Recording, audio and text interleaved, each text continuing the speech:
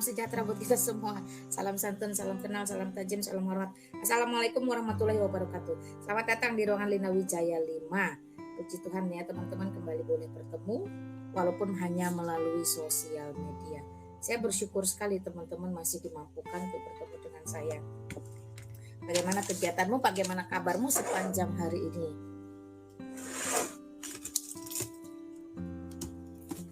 Ya teman-teman ya. Waktu-waktu semakin cepat berlalu. Ini sudah hari ke-14 di bulan ke-12 di tahun ke-2023. Gak terasa loh hitungan waktu aja lagi. Ya. Seperti biasa teman-teman, saya mau kasih sedikit renungan singkat aja dari kitab Tawarikh ya.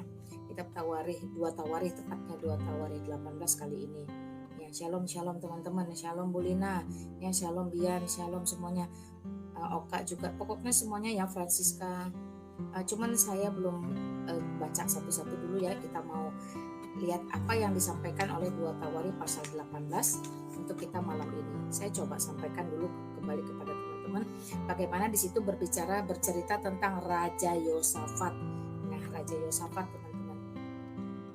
Jadi kekayaan, kekuatan, dan kehormatan Yosafat di zaman itu dalam kitab 2 Tawarikh pasal 18 ini, teman-teman nanti bisa baca sendiri, menjadi daya tarik bagi negeri-negeri di sekitar Yehuda. Kenapa ya kacamata saya berubah?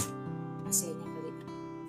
Nah, itu menjadi daya tarik karena ada kekayaan di situ ya, ada kekuatan, ada kehormatan. Yosafat menjadi daya tarik bangsa-bangsa di sekitar bangsa Yehuda, sehingga mereka itu ingin bersekutu dengan Yosafat, termasuk Ahab ya. Teman-teman, kita kalau mau eksposisi atau explore kitab-kitab di Kejadian Lama itu seru loh, kita bisa belajar sejarah. Nah, Ahab itu adalah raja Israel yang tidak takut akan Allah. Wah, pembangkang berarti ya, dia tidak takut akan Allah. Jadi dia pikir Allah itu sesuatu yang bisa ditundukkan atau ditaklukkan. Ia berlaku jahat dan menjadikan Israel itu menjadi penyembah berhala. Ya, sayangnya Yosafat itu kok bersedia menjalin hubungan atau persahabatan dengan Raja Ahab ini. Nah, padahal dia tahu persis Ahab itu menyembah berhala, bahkan mengajak rakyatnya juga untuk menyembah berhala. Nah, lebih daripada itu si Yosafat ini menikahkan anaknya teman-teman ya. Memang kalau dengar cerita-cerita kerajaan bangsa-bangsa dulu untuk mengikat, ini merupakan satu hubungan politik ya, untuk mengikat sebuah dua kerajaan ini menjadi satu, maka biasanya menikahkan anak-anak mereka. Nah, menikahkan anaknya dengan anak perempuan Ahab dan menjadi berbesan dengan Ahab.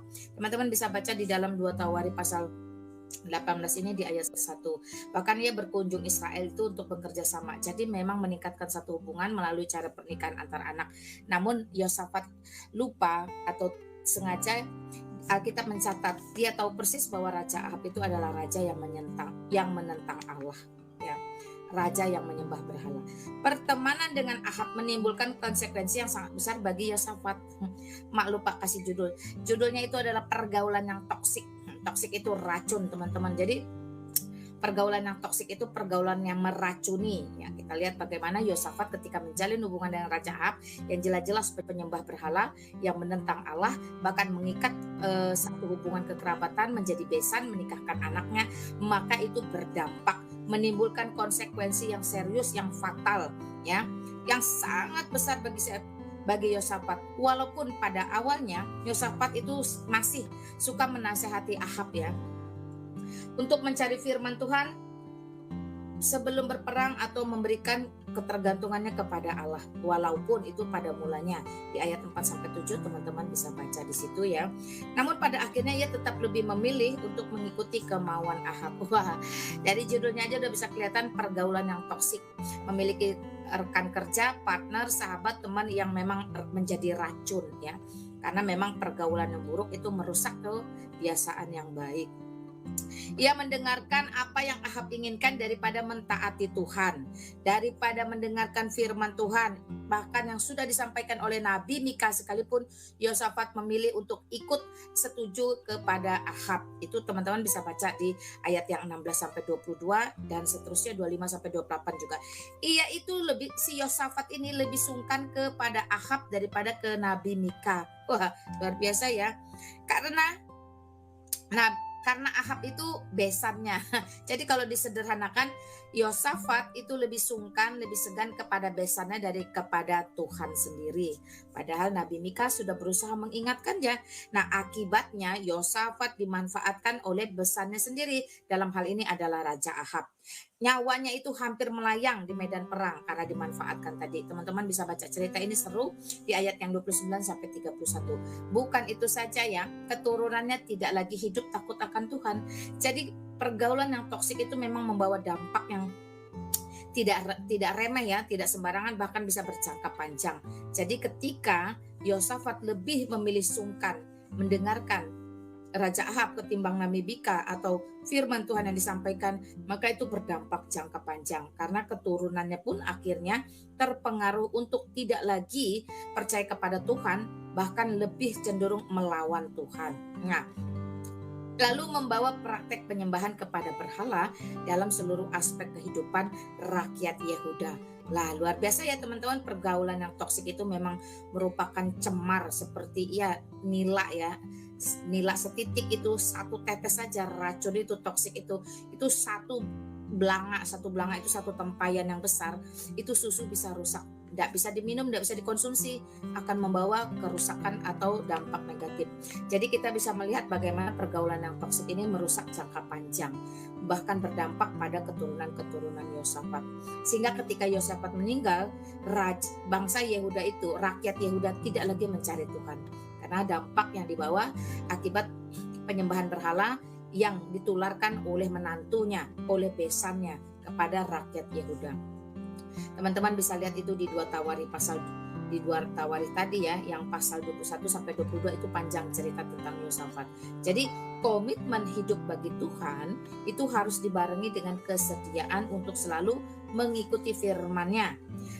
Jadi nggak mungkin kita berkata yang penting percaya, asal percaya, tapi tidak memiliki komitmen untuk boleh sungguh-sungguh mengikuti firman Tuhan. Termasuk dalam lingkaran pertemanan. Teman is teman ya, teman tinggal teman, tapi firman tetaplah firman. Harusnya memiliki prinsip seperti itu sehingga kita tidak terjebak atau masuk dalam circle pertemanan yang toksik yang membawa racun, yang bisa mencemari apa yang menjadi iman kita. Ini sangat penting teman-teman. Dari Yosafat kita belajar bagaimana akhir hidupnya kemudian mewariskan satu sikap rakyat Yehuda yang menantang kepada Allah, tidak lagi percaya kepada Allah, bahkan menyembah berhala. Wah, itu sebab ya Keluaran 20 itu ada berkata, jangan ada bagimu Allah lain di hadapanku. Jangan membuat patung kemudian sujud menyembah kepadanya. Karena aku adalah Allah yang cemburu, yang membalaskan sakit hatiku kepada keturunan ketiga dan keempat seterusnya. Jadi kita lihat bahwa Allah kita itu adalah Allah yang setia, namun juga adalah Allah yang cemburu. Dia tidak membiarkan dirinya itu untuk dipermainkan. Sehingga keturunan Yosafat setelah Yosafat meninggal pun tetap menjadi penyembah-penyembah berhala. Nah, sekali lagi kita diingatkan teman-teman, sebenarnya komitmen untuk hidup bagi Tuhan itu bukan hanya sebatas mendengarkan firman, tetapi juga kita harus mengikuti firman tersebut, termasuk dalam pergaulan, dalam pertemanan, dalam sebuah relasi terhadap sesama manusia. Maka itu ketika orang berteriak toleransi itu hanya sebatas pada kehidupan bersosial kita di tengah masyarakat. Tapi terkait iman, terkait Tuhan atau berhala itu, kita tidak akan mengkompromikan kemutlakan kebenaran firman Allah untuk sebuah kata perdamaian dalam tanda petik. Karena sejatinya keselamatan tidak bisa teman-teman dibandingkan. Keselamatan tidak ada option, tidak ada pilihan lain kecuali di dalam Kristus itu sendiri. Jadi di dalam lingkaran pertemanan atau hubungan pun kita tetap harus mengutamakan kebenaran firman untuk boleh kita aplikasikan. Jadi pergaulan yang buruk sekali lagi akan menyesatkan kita dan merusak kebiasaan yang baik. Itu dicatat ya dalam Mazmur ya kalau nggak salah iya. Nah, kepekaan kita akan tindakan yang hidup yang benar terhadap peringat Tuhan itu akan menjadi sangat tumpul loh, jika ya jika seiring dengan besarnya kesediaan kita untuk mentoleransikan banyak hal. Wah, jadi kita tuh semakin gak peka, nurani semakin dimatikan, dipadamkan. Akhirnya roh di dalam diri kita itu pun padam. Sehingga kita tidak lagi jeli mengerti apa yang sebenarnya Tuhan kehendaki dalam hidup kita. Hanya karena kita itu berdalih demi kasih, demi perdamaian yang bablas atau salah pada tempatnya. Itu namanya keblinger, teman-teman ya. Ya, jadi kesediaan untuk berkompromi dengan mereka yang hidup dalam dosa itu membuat kita semakin tidak peka akan suara Tuhan. Perhatikan, makanya jadi orang harus ketat kepada diri sendiri untuk tidak mentoleransikan hal-hal yang berbau manipulatif ya. Berdalih seolah-olah ini kasih, ini baik. No, tapi itu tujuannya hanya untuk mendegradasi apa yang Allah kehendaki dalam hidup kita sehingga kita kehilangan kepekaan. Jadi terlalu banyak ngekompromi atau toleransi terhadap keimanan atau firman Tuhan itu membuat kita malah justru semakin jauh daripada Tuhan itu sendiri ya. Apalagi terhadap mereka yang hidup dalam dosa. Jadi pergaulan yang buruk sekali lagi itu merusak kebiasaan yang baik, di mana pergaulan yang toksik yang menjadi racun itu sepenuh-penuhnya adalah mereka yang hidup dalam dosa. Makin lama kita akan makin toleran terhadap dosa. Wah, kalau kita memberi diri, nggak apa-apa, toleransi berlindung di balik kata toleransi, tapi sejatinya nggak paham batasannya itu sampai mana bertoleransi. Kompromi itu sampai mana batasnya. Nah, seperti itu. Jadi tidak bisa semua ditoleransikan, dikompromikan hanya karena demi perdamaian. No. Sejatinya memang hidup di muka bumi adalah sebuah peperangan. Peperangan kepada kuasa-kuasa iblis, kuasa-kuasa kegelapan, bapa segala dusta dengan berbagai macam manifestasinya. Perhatikan teman-teman.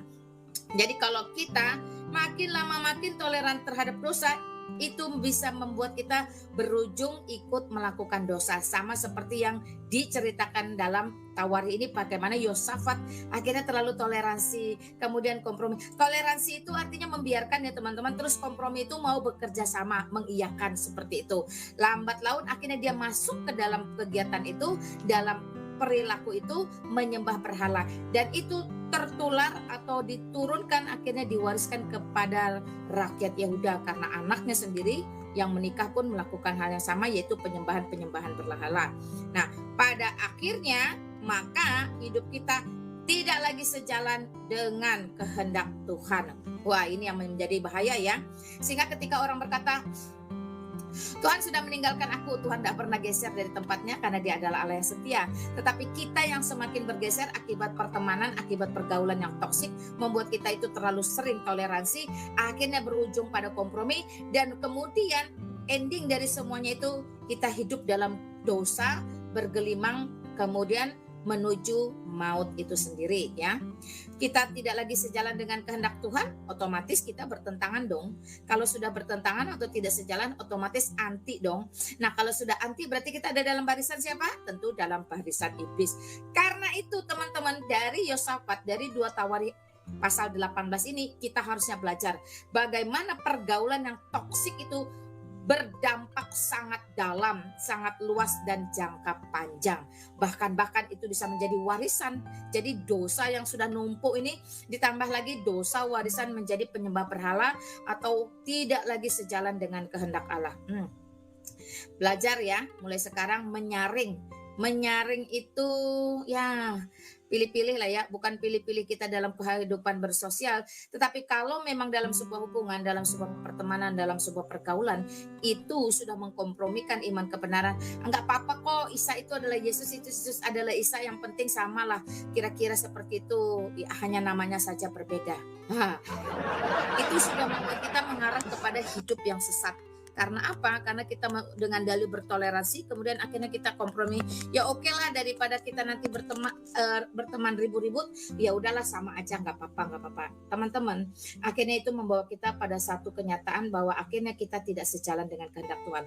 Tuhan mengkehendaki kita mengkuduskan Dia, mengasihi Dia dengan segenap kekuatan, dengan segenap akal pikiran, akal budi kita, dengan segenap hati kita.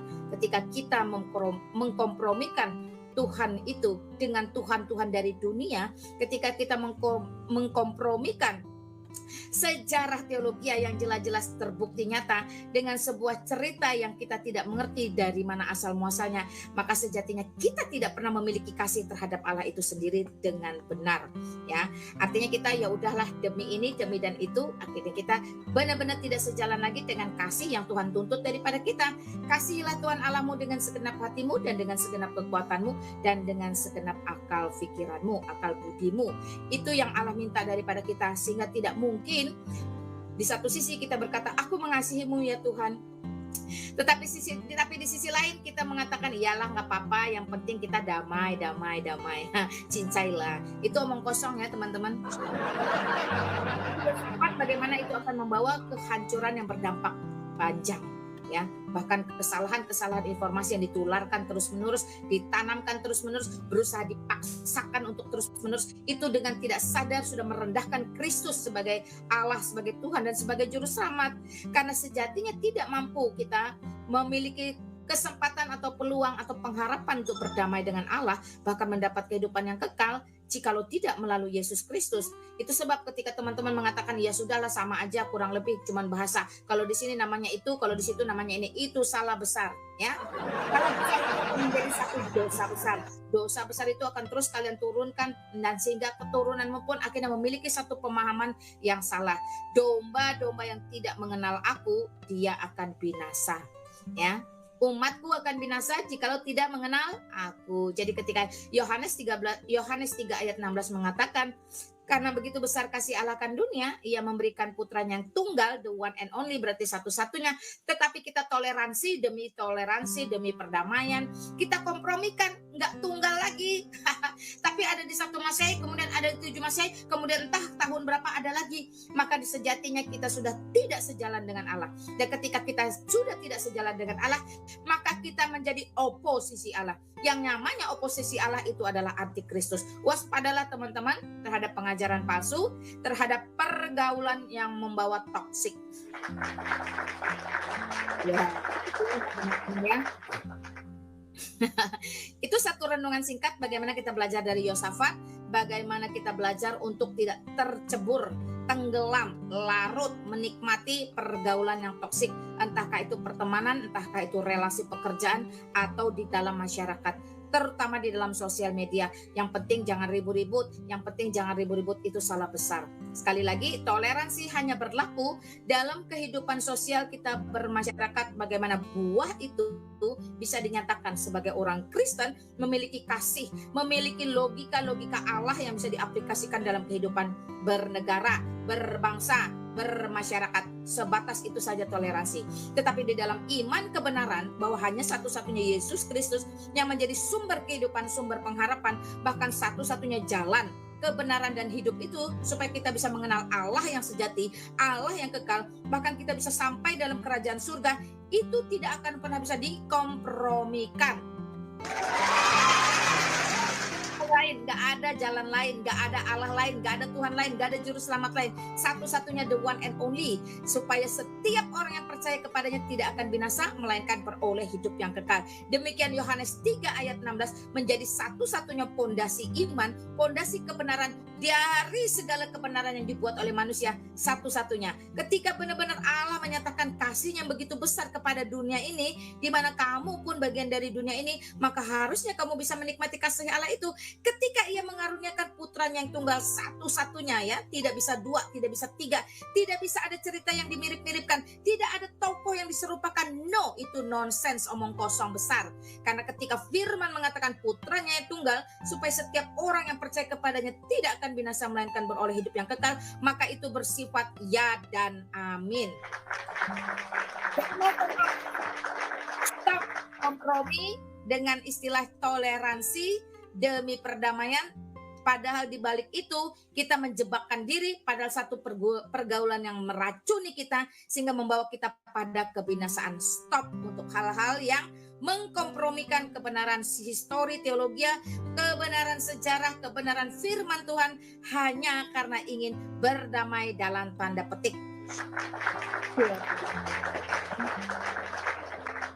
Ya, kembali lagi, akun-akun yang tidak bertanggung jawab, yang mudarat, tidak mendatangkan manfaat, saya blokir. Nah, supaya kalian itu belajar disiplin, belajar matang, belajar dewasa. Jikalau bersilaturahim, masuk ke dalam ruangan orang. Akun pertama sudah saya blokir. Nah, silakan akun-akun berikutnya menyusul untuk diblokir. Setelah diblokir, silakan kalian berlomba-lomba menjadi pembohong, penipu, membuat akun fake lanjutan. Oke, thank you ya teman-teman yang sudah ada, yang sudah tap layar, yang sudah share live-nya, teman-teman yang setia mendukung pelayanan saya baik yang di YouTube maupun yang di TikTok. Kembali lagi, saya open gate bagi kalian yang mau tabayun, yang mau sharing, yang mau kesaksian, monggo silahkan. Saya persilahkan ya. Dengan catatan Anda sopan, saya segan, Anda setan, saya usir. Jadi tidak usah susah-susah. Terus saya mau himbau kepada teman-teman yang terlalu picik cara berpikirnya, tidak melek sejarah, bahkan mungkin tidak memiliki modal untuk sekolah atau belajar lebih jauh. Saya kasih tahu kamu, boleh bahlul, tapi jangan permanen.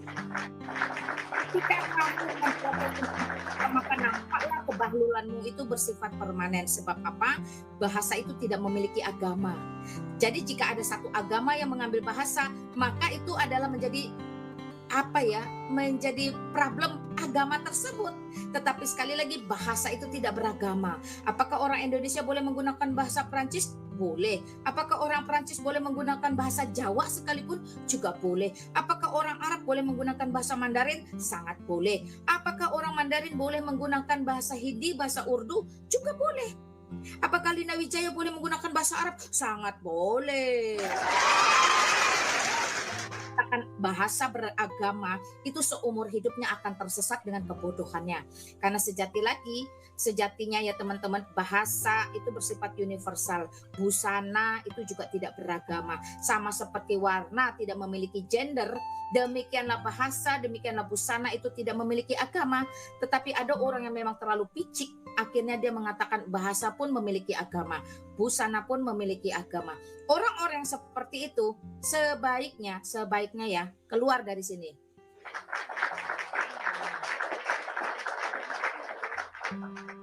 Ya, jadi kalau bilang bahasa memiliki agama, kamu cari tempat lain aja lah, jangan di sini. Berarti masih nggak bisa diungkapkan dengan kata-kata, kasihan lah. Laskar biasa Muslim bahas Alkitab aja kerjanya, ya. Maklum ya, karena memang keselamatan di dalam Kristus satu-satunya. Di luar Kristus tidak ada keselamatan melainkan kebinasaan. Karena itu setiap mereka yang sedang berjalan menuju kebinasaan, jikalau ingin mencari tahu dalam keraguan tentang Kristus, kita harus maklumi ya. Kita harus maklum terhadap mereka.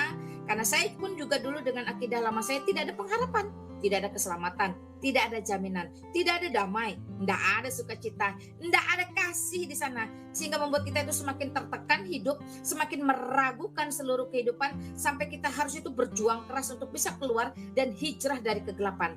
Tetapi kembali karena anugerah Kristus, jikalau bukan karena Dia yang beranugerah kepada saya, rasanya mustahil juga hari ini saya berani berteriak kepada dunia, "Woi, bertobatlah, mengapa harus binasa?" Ya, thank you teman-teman ya. Thank you untuk semua support kalian. Jadi ketika kita hidup di luar Kristus, maka sejatinya teman-teman bisa lihat bagaimana typing mudarat, dipenuhi kebencian, dipenuhi kedengkian, dipenuhi hati penyakit hasad. Itu karena tidak memiliki kasih Kristus. Di luar Kristus yang ada hanya kebencian. Di luar Kristus hanya ada kedengkian. Di luar Kristus hanya ada iri hati. Di luar Kristus hanya ada penyakit-penyakit hati. Tidak ada kasih. Karena mereka tidak memiliki kasih, maka tidak ada kedamaian. Karena tidak ada kedamaian, maka mereka tidak memiliki sukacita. Karena tidak ada kasih, damai, dan sukacita, maka hidup mereka tidak berpengharapan. Lari ke sana, bahas Alkitab. Lari ke sini, tanya Alkitab. Pergi ke situ, hujat Alkitab. Semua Alkitab yang dibicarakan. Karena memang Kristus menjadi sentral kehidupan seluruh manusia di muka bumi. Dulu, sekarang, sampai selama-lamanya. Karena memang Alkitab itu waktu tidak berpengharapan. Lari ke situ, hujat Alkitab yang sentral akan kebenaran. Satu-satunya sumber kehidupan. Jadi jangan kalau itu mereka hanya yang memiliki penyakit hasad. Hasad itu adalah iri dengki melihat orang lain dakwah atau syiar tentang kebenaran, tentang keselamatan. Hasad itu adalah penyakit hati melihat orang dia tidak suka kalau ada yang sukses, ada yang baik, itu hasad. Nah, dari mana asal mulanya? Kalian bisa baca dari typingan-typingan yang mudarat. Silakan kalian saya open gate, naik-naik aja ngobrol sama saya, tanya dengan saya ya, nggak perlu pusing. Iblis panas dengar ini, Mak. Ya, Arab maklum, Arab. Ya, Tuhan Yesus kuasa bisa melembutkan setiap manusia yang Tuhan pilih. Betul, saya juga dulu orang yang keras. Saya juga dulu orang yang amburadul. Saya juga dulu orang yang dipenuhi kemarahan, kebencian. Pokoknya penggalah, perangilah, gitu aja. Kak, ada lain, itu aja yang ditanya, yang diurus. Silakan kalian request teman-temannya yang pengen ngobrol-ngobrol sama saya, pengen tabayun, silakan. Saya kasih kalian kesempatan mumpung ini masih sepi-sepi aja. Ada 228 orang di sini, 97 mulai ada di YouTube. Ya silakan kalian ngobrol, tanya saya apa yang mau ditabayunkan. Thank you teman-teman yang ada di YouTube ya. Tuhan berkati kita semua. Ya semangat belajar. Selama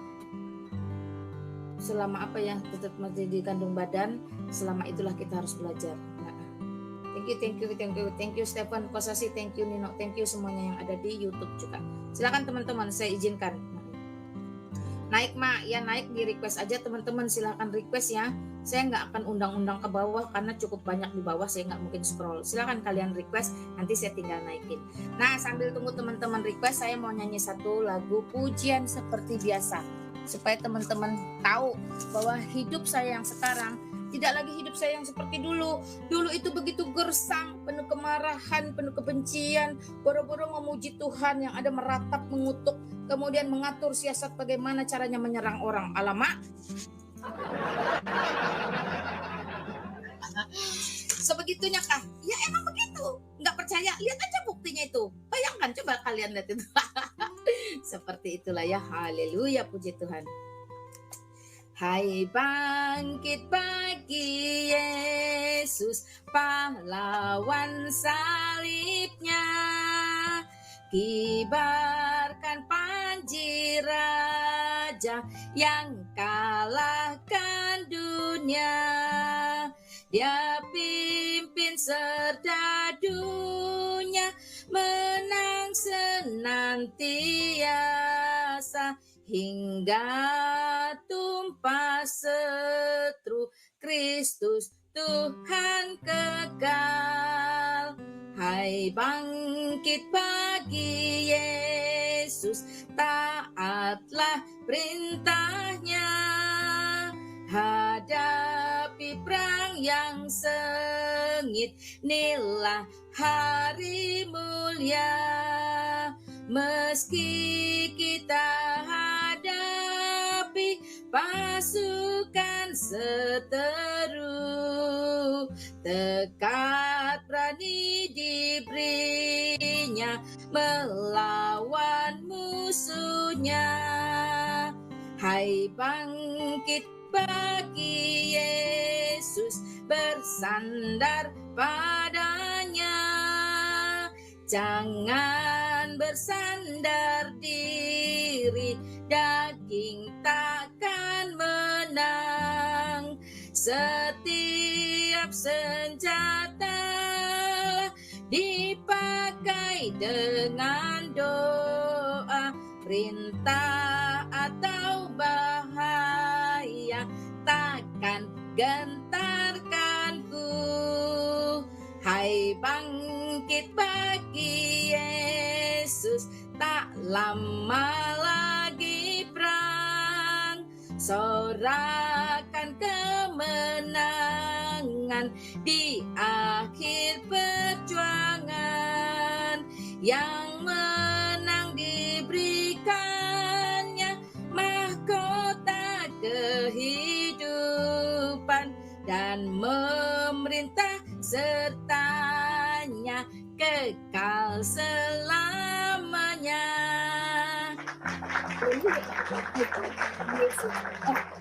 Yang membuat kita semakin bersemangat bahwa kalau kita menyatakan kehendak Allah, maka Dia itu ada beserta dengan kita. Ya, penginjilan itu misi Allah teman-teman. Karena itu adalah misi Allah, pekerjaan Allah, tentu Allah menjamin. Karena Allah menjamin pekerjaannya, pasti Dia akan menyertai kita senantiasa sampai akhir zaman. Happy, katakan kepada dunia, kalau nggak murtad, rugi dunia akhirat. Puji misi Allah teman-teman. Karena itu adalah misi Allah, pekerjaan Allah.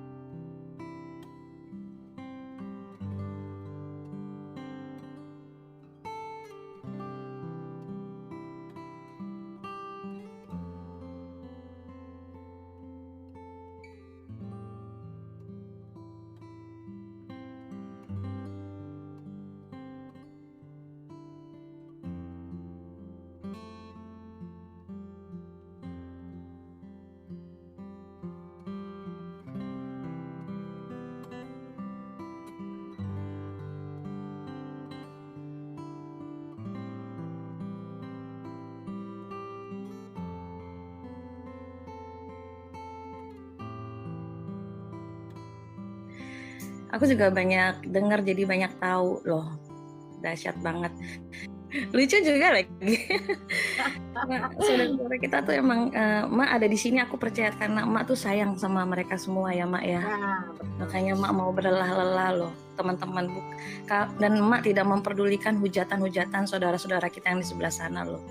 Itu kalau bukan karena Tuhan, bukan karena kasih Tuhan, itu Mak nggak bisa. Aku yakin banget teman-teman semua di sana udah dihujat. Harusnya teman-teman muslim bisa lihat ya. Kita dihujat pun kita biasa aja. Karena bagi kita bukan hujatan kalian yang menyakiti kita. Bukan. Jiwa-jiwa kalian itu sangat penting, berharga bagi Tuhan, saudara-saudara. Ya, itu menjadi tanggung jawab kami. Menjadi tanggung jawab kita jikalau kita mengabaikan. Betul sekali. Emak ada di sini itu karena kalian. Karena Emak peduli dengan iman kalian supaya kalian diselamatkan. Kalian tidak masuk ke dalam kebinasaan. Karena menjadi perpanjangan tangan Tuhan, dan itu nggak mudah. Saya berharap sih hamba-hamba Tuhan yang Kristen memberi dukungan loh, support, doa bahkan. Kalau nggak bisa secara apapun ya doa lah paling nggak. Jangan bikin konten-konten yang malah menjadi merancu atau segala macam. Untuk teman-teman saudara yang nggak seiman, kalau mau tanya silakan ditanya, tapi didengar. Saya sering perhatiin ini orang banyak banget yang nanya, tapi kupingnya nggak ada, cuma jadi centolan panci aja, Mak. Ya kan? Saya juga bingung, ini udah dijawab ya, udah diajarin sedetil-detilnya, bahkan sampai sejarah-sejarahnya, tapi nggak mau denger. Cuma sibuk ketik komen, sibuk serang. Firman Tuhan berkata, siapa yang bertelinga hendaklah ia mendengar apa yang dikatakan Roh kepadamu. Saya percaya banget itu yang dapat adalah perkataan dan pernyataan dari hikmat dari Roh Kudus buat teman-teman semua. Didengar teman-teman, kalau engkau gak mau binasa, dengar. Ini kesempatan. Kalau teman-teman semua saudara-saudara kerja aja mati-matian untuk hal dunia, ayo dong untuk hal yang akhirat, jangan subjektif. Berpikirlah jernih. Berpikir jernih dan waras. Gitu. Puji Tuhan ya. Itu aja sih Mak. Ya, thank you Fitri, God bless you, semangat. Ya. Salam buat Elia yang masih muda yang luar biasa. Iya, Elia lagi di ruangan Joseph tuh. Iya, aku juga ke sana ya Mak. Mak semangat ya Mak, Tuhan berkati ya Mak. Kita doa selalu Mak. God bless you Mak. Amin. Ya demikian teman-teman yang tidak mudah memang menjadi pekerja-pekerja di ladang Tuhan. Tetapi jikalau bukan kita yang mengambil bagian, siapa lagi? Jangan tunggu-tungguan, jangan dorong-dorongan, jangan tunjuk-tunjukkan. Ketika Yesaya berkata, inilah aku, utuslah aku, demikianlah teman-teman juga berlaku. Idul Fitri sekali lagi. Ya, saya sapa ya, selamat malam Tarutu. Ya, selamat malam. Salam ya, Kalina. Ya, shalom. Silahkan bro. Ini saya mau tanya, Kalina. Hmm, Ini Kalina masih bersaudara sama ini ya? Kak Bang Amin ya? enggak. Hah? Enggak ada urusan saya dengan beliau. Enggak ada hubungan darah sama sekali. Enggak kenal bahkan. Kok namanya sama? Ya, kalau cuma sama mah banyak. Dulu ada nama polemikus namanya Dedi Wijaya. Wah, dia kalau ketemu saya itu udah perang aja sampai-sampai dia bernazar. Saya tidak mau lagi seruangan dengan Lina Wijaya. Wah, itu padahal namanya Dedi Wijaya itu. Oke, ya. Selamat malam. Saya tidak ada pertanyaan. Semangat Kak ya. Iya, thank you bro. God bless you. Saya Oke. tidak ada hubungan sama sekali ya Siap. teman-teman dengan beliau. Apalagi dulu dikatakan suami istri, tidak. Saya hanya pernah membantu beliau untuk minta live bersama. Lalu ya begitulah ya, makan malam bersama dan saya yang bayarin semuanya. Cuman itu aja, sesudah itu Oke. tidak pernah lagi berhubungan atau kontak atau apapun. Apapun yang disampaikan beliau tentang saya tidak bertanggung jawab, benar atau kenal daripada saya, tahu persis bagaimana saya. Wah, haleluya, puji Tuhan. Thank you Tarutu, God bless you. Oke. Kotak. Lama di tempat saya ada nama Wijaya, itu toko bangunan, Mak. Masa saudaranya Mak?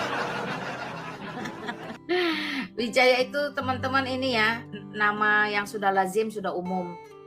Jadi ketika itu banyak digunakan sama, bukan berarti ada hubungan keluarga, tidak. Belum tentu itu saja. Ya, oke ya. Aduh, kalian ini. Ya, kita coba terima tamu ya. Selamat malam. Siapa ini namanya? Halo, selamat malam. Ya, selamat malam. Ya, siapa namanya, bro? Wong Pusat Namamu di KTP siapa, bro? di KTP. Mas Ruri. Ya, monggo Mas Ruri, apa yang mau disampaikan? Beri saya satu aja data nggak murtad rugi. Apa itu sebabnya? Ya, sampean bacalah yang benar, itu bahasa Indonesia bukan bahasa Jerman loh. Nggak murtad rugi dunia akhirat. Ya, Ya. makanya beri data konteksnya rugi di akhirat dan di dunia apa. Ya, Kalau nggak- jelas dong. Silakan Bang servis otak, monggo di mute dulu. Ya, nggak murtad rugi artinya nggak meninggalkan kegelapan, tidak terima Yesus, mate di dalam Binasa. neraka. Binasa.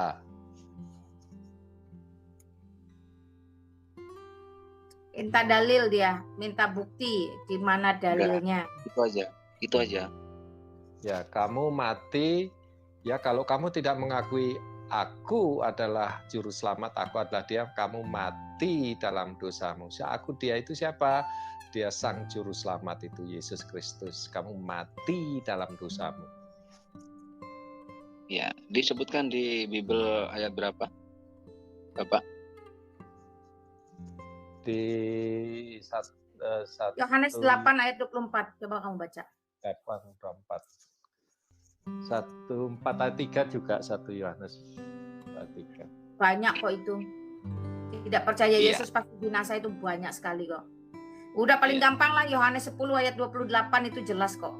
Yesus yang berkata, "Aku memberikan hidup yang kekal, supaya mereka tidak binasa selama-lamanya. Dan tidak ada satupun yang bisa merebut dari tanganku." Ya, jadi di luar Yesus Kristus itu pasti binasa. Rugi dong kalau binasa. Sudahlah di dunia setengah mati, jungkir balik, nunggang-nungging, ujung-ujungnya tetap masuk neraka. Ya? Jadi di dunia rugi, bolak-balik melakukan ritual yang melelahkan sehari sampai berkali-kali berulang-ulang. Atau ujung-ujungnya tetap binasa masuk dalam neraka. Betapa ruginya kita. Ya, Anda itu sangat sudah jelas waras apa dikatakan. belum, Bu? Apalagi Anda sudah diam waras dulu. belum? Islam punya adab enggak? Kalau dijawab diam dulu. Anda butuh jawaban kan? Jadi Anda enggak perlu menjelaskan apapun di sini. Terutama di dalam Yohanes 3 ayat 16 itu sangat jelas. Karena begitu besar kasih Allah akan dunia. Jadi Allah itu mengasihi manusia, siapapun kamu, termasuk kamu, bapakmu, keluargamu, saudaramu. tanggamu. Kalau kamu bagian dari dunia ini, maka kasih Allah itu pun turun akan kamu. Karena begitu besar kasih Allah akan dunia. Allah yang benar, Allah yang sejati, bak manusia untuk mencobai manusia. Bukan sengaja menciptakan neraka supaya manusia dilondri ke sana baru masuk ke surga. Itu Allah kedabrus, itu Allah buatan manusia. Allah yang kekal, Allah yang sejati, Allah yang penuh kasih, itu tidak melakukan hal-hal yang hina seperti itu. Karena begitu besar kasih Allah akan dunia, Ia mengaruniakan putranya yang tunggal, yaitu Yesus Kristus. Disebut anak Allah, disebut putra Allah, karena dia adalah firman Allah yang nuzul ke dunia menjadi manusia. Dia diutus dari surga, bukan dari gua Hira yang gelap penuh iblis, tetapi dia diutus dari kerajaan surga sebagai firman Allah dengan hakikat yang sama, yaitu Allah, untuk datang ke dunia, putra yang tunggal. Jadi the one and only, satu-satunya, tidak di-cloning. Tidak mungkin ada di 1 Masehi, kemudian ada lagi di 7 Masehi. Tidak kembar siam, tidak membelah diri. Karena Allah sejati tidak mungkin melanggar natur alam. Allah yang sejati tidak mungkin membuat dunia ini gaduh, kacau balau. Itu yang benar, putranya yang tunggal. Supaya setiap orang yang percaya kepada putra yang tunggal ini, the one and only, satu-satunya ini, yaitu Yesus Kristus, tidak akan binasa, melainkan beroleh hidup yang kekal. Selesai sampai di situ. Jadi udah 3 dalil, 4 dalil kita bawakan. Ada lagi? Sudah Ibu, sudah. Oke. Ada lagi, cukup cuman itu pertanyaanmu? Ya, pengikut Yesus Oke. katanya enggak binasa. Yesus saja binasa. Itu kalau mati, cukup Ibu. itu aja. Terima kasih sudah bertanya dalam ruangan saya. Selamat malam Alex. Saya tidak perlu basa-basi ya teman-teman. Kalau saya tanya sudah, kamu jawab sudah, ya silakan turun. Tidak usah ngoceh-ngoceh lagi. Kalau belum bilang belum Mak, masih ada. Saya kasih kesempatan.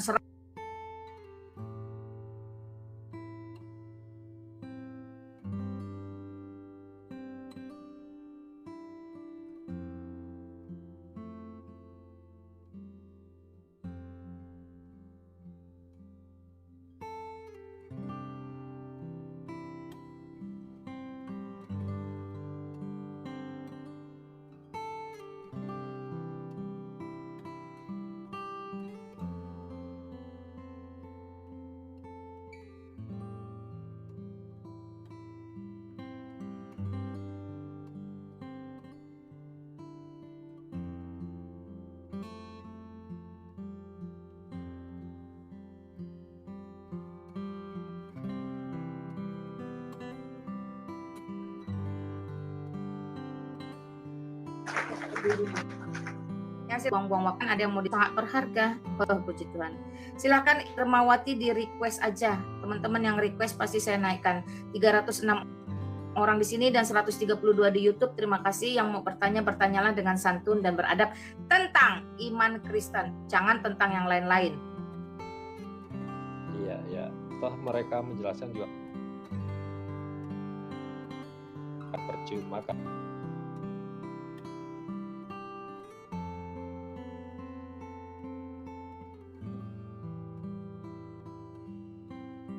Karena ya kitab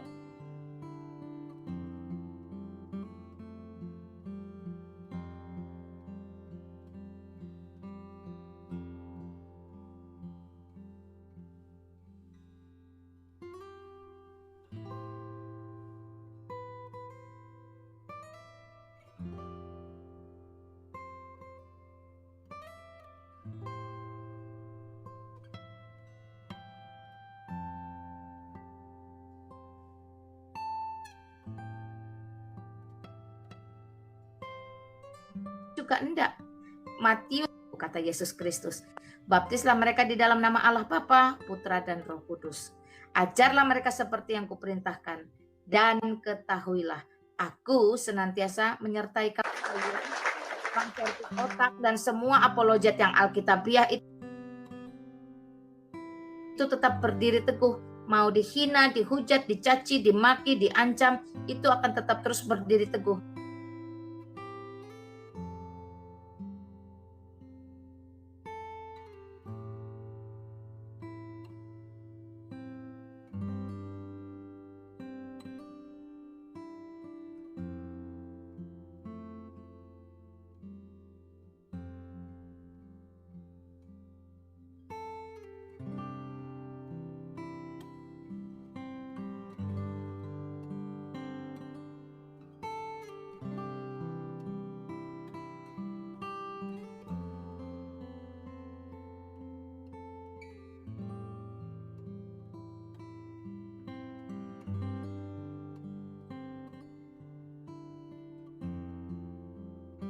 ya. Kalau scroll ke bawah jereng matanya 300.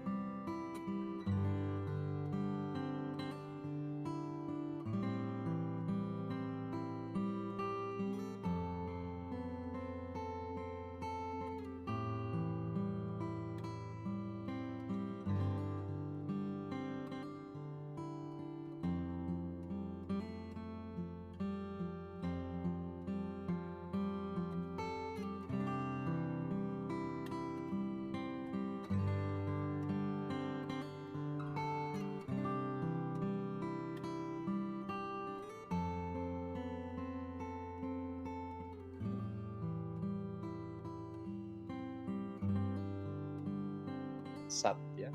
Jadi Anda dongengkan, ya, Anda tausiahkan di luar dari Alkitab kita, di dalam Injil, ya, di dalam Alkitab kita baik Perjanjian Lama dan Perjanjian Baru, maka itu sia-sia karena itu adalah dongeng, itu hanya kutip-kutipan dan tidak bisa dibuktikan kebenarannya. Oleh karena itu judul malam hari ini dan berbulan-bulan mungkin kemat orang kita baca nyontek, ya, sekolah skripsi nyontek nggak lulus, kok kita mau selamat nyontek, udah nyontek salah lagi, ya kalau yang dicontekin. Kalau nyontek skripsi orang nggak bakal lulus. Lah kalau kitab suci orang kamu juga nyontek gimana? Mau masuk surga? Masuk surga. Ya. Kalau Anda mau tanya apakah benar saya nyontek, ya kita tuh buktikan, ya, siap.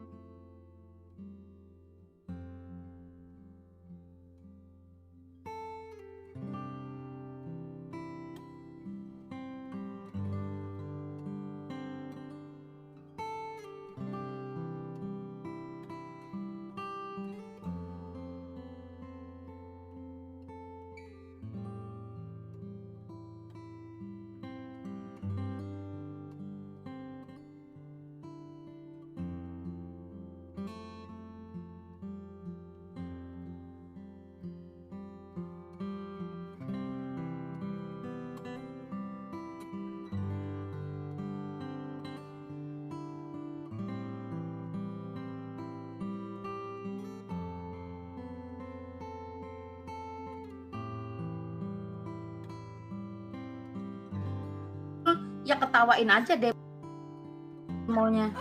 Itu dong.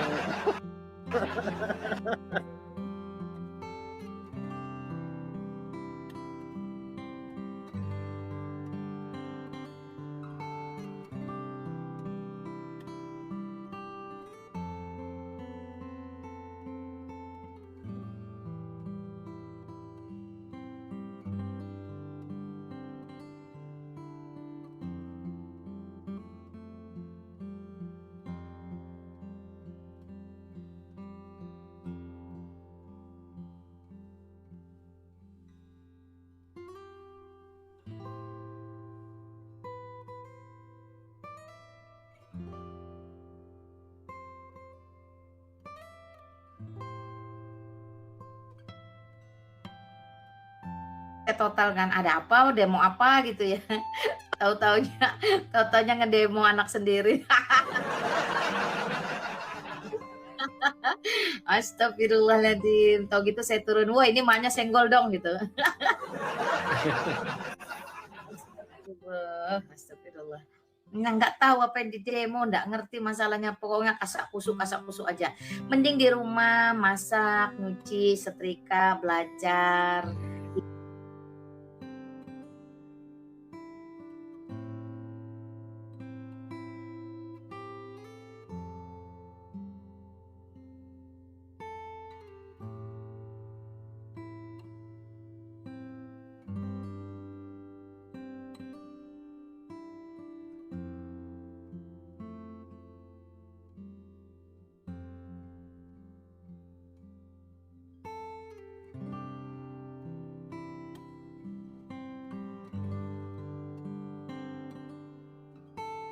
gitu kan.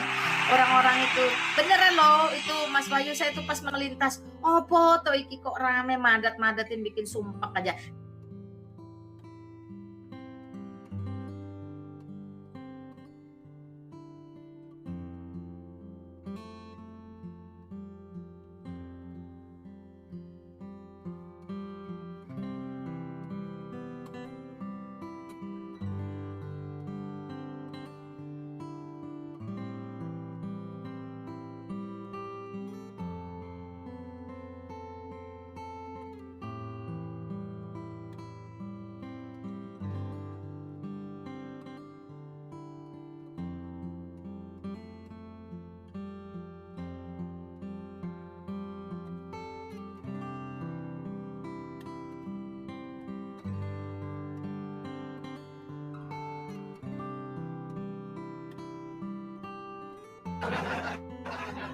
Mak, itu aku mau tanya, Mak. Sekolah demo itu di mana, Mak? Setelah itu ya pulanglah gulung tikar.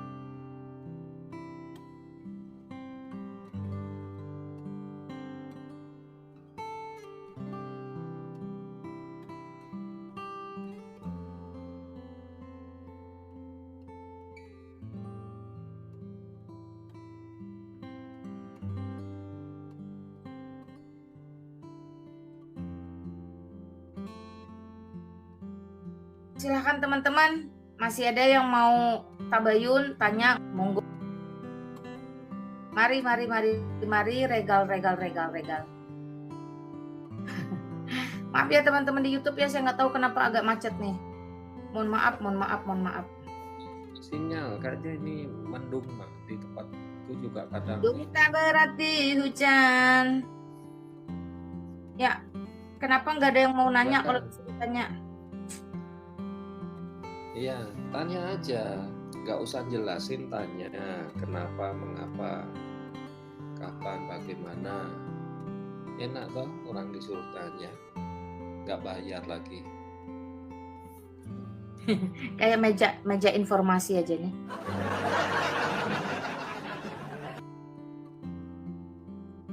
Aku juga heran loh Mak ya.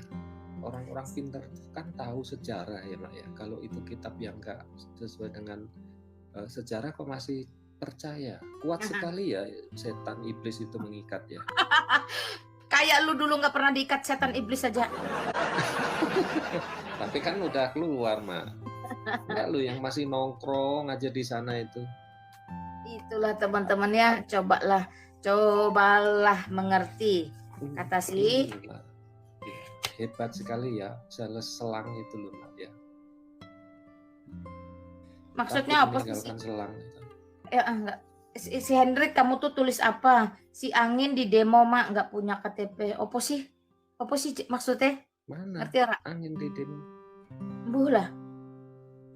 Oh itu kemarin debat itu Mak. Apa sih? Debat, jadi ceritanya kan ditanya sama paslon nomor 2 itu. Udah dikasih dana 8 triliun kok masih kolusi, dijawab. Itu Angin nggak punya KTP, nggak punya warga negara, jadi kolusi itu dibawa angin kan gitu. Ya, dijawab sama ini saya Ngomong tanya politik kalau Angin. dah, ngomong politik. Iyo. Saya nggak ngeladeni Politik. politik teman-teman. Saya itu tahun berapa tuh pernah ditawarin jadi caleg. Saya memang dari awal berkata tidak. Saya enggak dipanggil untuk itu teman-teman ya. Walaupun beberapa orang mengatakan saya punya talenta bisa mempengaruhi orang. Tapi saya enggak dipanggil Tuhan ke situ, entah kenapa ya. Saya enggak terpanggil loh Mas ke sana itu.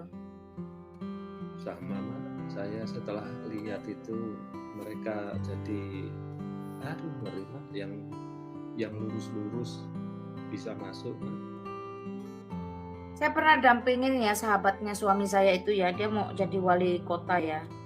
Pernah saya diajak, ayolah dampingin, tak ikutin lah, tak dampingin ya. Disitulah ngobrol, butuh pion katanya. Butuh pion ya, kita ngerti lah. Tapi saya tuh kok yang gak srek ya. Masa berjam-jam duduknya cuma ngobrol, ngalor ngidul, keluar makan ini, keluar itu. Nanti masuk kamar sama cewek ini, sama iya. Pusing saya. Saya bilang sama Tuhan, keraskan hatiku untuk tidak menerima itu sama sekali. Wah, ternyata dikeraskan Tuhan hati saya, tidak mau sama sekali terima itu. Mikir itu pun enggak. Saya sempat beberapa kali pemilu itu golput loh. Saking saya itu tidak tertarik sama sekali dengan politik ya. Sampai akhirnya gereja tegur enggak boleh golput. Nah, baru saya baru saya mau dengar kata gereja. Tadinya saya juga bahkan memilih pun keras hati untuk tidak gitu ya. Aduh. Nah, diingatkan saya, akhirnya saya okelah, saya mulai berani memilih dengan bergumul dulu mana gitu. Tommy Manurung, kamu request aja naik ke atas, jangan typing di bawah, saya enggak ini. Tapi pemimpin saya juga memperbolehkan, silakan, tetapi satu, jangan kompromi, gitu aja. Jalan lurus. Boleh, karena memang Seven Mountain itu loh Mak ya, pelajaran salah satunya kan politik gitu. Orang Kristen nggak boleh alergi politik. Enggak alergi. Justru kami di pusat juga Pak Tong ingatkan kita tidak alergi, tidak anti politik, tapi kita harus jeli politik yang kudus seperti apa, yang berkenan. Betul. Ya sama, Pak Timotius juga sama. Gitu. Ya monggo silahkan, selamat malam Tommy.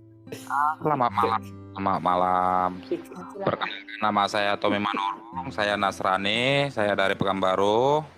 Saya ingin bertanya ini, belakangan ini saya saya memilih di teman media berteman di media ini tidak memilih satu agama yang mana yang baik mana yang buruk. Tapi di sisi lain kalau kita melihat di scroll TikTok ini banyak perdebatan agama saling memojokkan. Kenapa adanya seperti itu, Mbak? Nah, tanya aja mereka karena tanya Tommy, coba kamu di mute kalau habis ngomong berisik. Gimana? Kamu ngerti di mute nggak? Di mute gimana, Mas? Ya. Dibungkam mulutmu dulu. Kalau kamu tanya kenapa berdebat, tanya di ruangan yang berdebat. Di sini tidak ada perdebatan. Iya, itu. Halo. Itu, Mbak. Tommy. Iya, yang kita pertanyakan seperti itu, Mbak. Halo, Tommy. Kamu ini sebenarnya, mohon maaf ya, saya kasih tahu kamu ya. Nasrani itu tidak ada di Indonesia, yang ada Kristen. Jadi ketika kamu bilang Nasrani, sebenarnya kamu sepakat bahwa kamu adalah aliran sesat. Nasrani itu bukan Kristen, Kristen bukan Nasrani. Itu yang harus kamu pahami dulu, jadi jangan asal bunyi, asal ngomong. Yang kedua, ini bukan ruang debat, ruang Lina Wijaya bukan ruang debat. Jadi kalau kamu ketemu ruang debat di tempat lain, ngomongnya di tempat lain yang debat, jangan di sini. Sini nggak ada debat. Ya, yang ketiga, saya tidak pernah berbicara tentang agama. Agama itu buatan manusia berdosa. Agama itu berasal dari bumi yang penuh dosa. Saya berbicara tentang keselamatan satu-satunya hanya ada di dalam Yesus Kristus. Jadi tidak berbicara tentang agama yang berasal dari dunia ini, yang dibuat oleh pendiri-pendiri agama, tidak. Yesus Kristus 2000 tahun yang lalu datang ke dunia tidak bawa bendera agama. Tidak pernah mengajarkan agama. Tidak ada. Dia adalah Allah sejati, Tuhan alam semesta, Raja di atas segala raja. Dia membawa dirinya, menawarkan dirinya dan mengundang seluruh umat manusia untuk percaya kepada dirinya. Dan dunia itu bukan hanya untuk Eropa, Asia, Afrika, Amerika, tidak. Tapi seluruhnya. Jadi sekali lagi Kristus itu universal bagi seluruh umat manusia. Bukan agama.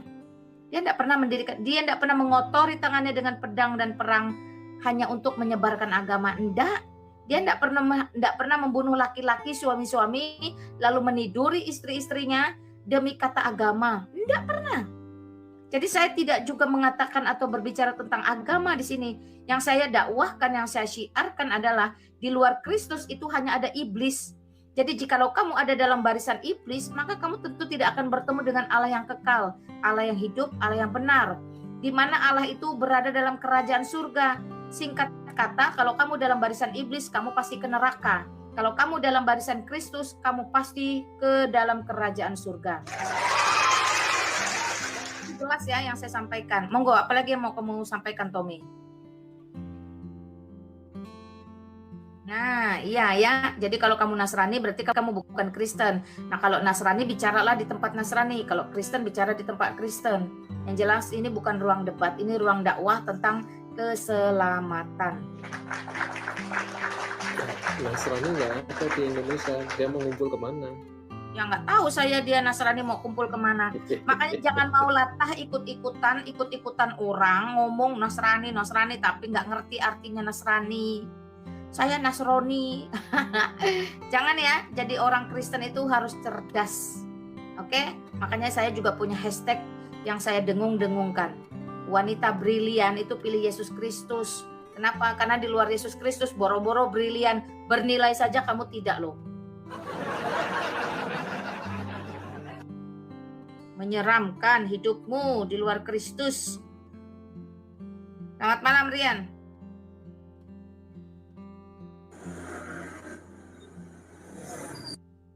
Halo, selamat malam, Rian. Halo, selamat malam Kak Lina. Shalom.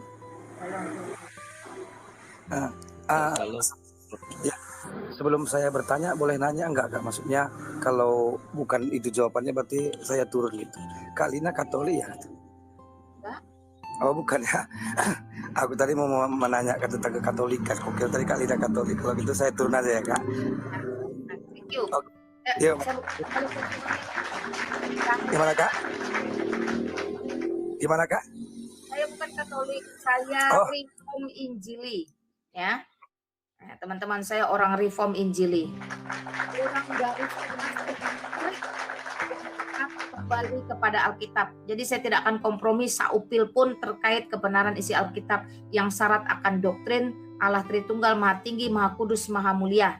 Jadi saya orang yang sangat ketat dengan doktrin-doktrin yang ada di dalam Alkitab. Bukan saya tunduk kepada bapak-bapak gereja, tapi saya tunduk akan kebenaran firman yang sudah dikanon, ditulis oleh para rasul untuk dibuat menjadi Alkitab oleh bapak-bapak gereja. Jadi teman-teman jangan salah. Dan saya bukan Katolik, mohon maaf. Selamat malam Ari. Halo Ari, selamat malam. Selamat pagi.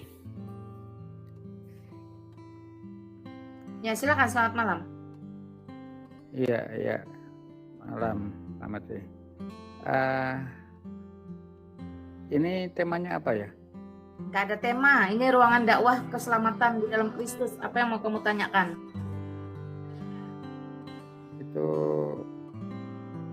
gak murtad rugi dunia akhirat tuh gimana maksudnya?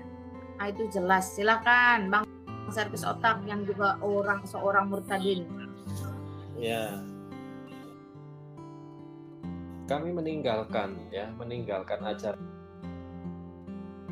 lama karena kami tahu ajaran lama tidak mendatangkan keselamatan, justru kebinasaan. Karena firman Tuhan jelas mengatakan ya bahwa keselamatan hanya di bawah kolong langit ini, hanya di dalam Yesus Kristus. Tidak ada keyakinan atau iman manapun yang mengatakan akulah jalan kebenaran, hanya satu jalan yaitu Yesus, dan itu tertulis dalam kitab. Nah, kitab itu juga dicontek oleh lain untuk membuat keselamatan, ternyata itu gagal semua. Karena itu di dalam Yohanes 8 ayat 24, karena itu tadi aku berkata kepadamu bahwa kamu akan mati dalam dosamu, sebab jikalau kamu tidak percaya bahwa akulah dia, kamu akan mati dalam dosamu. Siapa dia? Dialah sang juru selamat itu, yaitu Yesus HaMasyiach, Tuhan Yesus Kristus. Demikian. Amin, puji Tuhan ya. Saya bacakan kamu ayat 12. Itu para Rasul 4 ayat 12 jelas dikatakan, dan keselamatan tidak ada di dalam siapapun juga selain di dalam Dia, yaitu Yesus Kristus. Sebab di bawah kolong langit ini tidak ada nama lain yang diberikan kepada manusia yang olehnya kita dapat diselamatkan. Ya, dalilnya monggo silakan. Ada lagi Ari? Saya belum tahu Yesus itu siapa ya? Yesus itu adalah Allah yang nuzul ke dunia menjadi manusia.